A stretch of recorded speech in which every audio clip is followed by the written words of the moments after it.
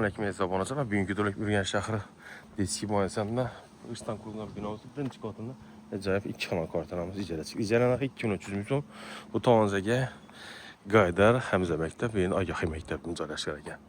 Nəyi tamamsa Deski müəssisəsinin yolu işi də olsa cərəşqərəkən birinci qat. Həmin şəraitə gələn narxım hesabı 2300 milyon. Ailə olsa akuratlı ortasarı uzaq müddətə belədir. Gəlişə halına həsək çallar bilən bətət üçündürülsək. Bizə də kvartam tolu üçündürülsək. Birinci qavat 2 kanal ekan, acayip. Narxına mas xullasızəgən buradı. Köçə lakasyan görətdim, neçə Allah bilən zoqasaq. Mehmanxanamız, mehmanxanam deyil deyinə. Acayip giləmlə taşırıq, ayaqdaya taxta pol. 2 də kanallarını işlət tutdu xullas.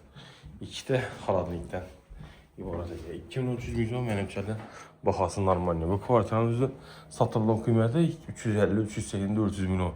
Bankaya qoysan biraz pul boladı. Mülkiyə gəlinən tam mən ilacı varsa icələ qoyum, canını satıb bankaya qoydum yanına. Yunus xanam deyinə.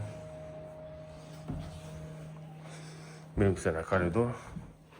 Yine 2 tək gigant xaladnik, kirmaşin, telefonla, mumka yine, qaz plitəmiz. Bir dənə bir kondisionerimiz ekan. Wi-Fi tizimlənən bu. Lokasiyamız Deski varsa, abunəçinin Qaydar məktəbi. 99 074 46 91 123 06 Allah qaçqası. Sağ olun, amma.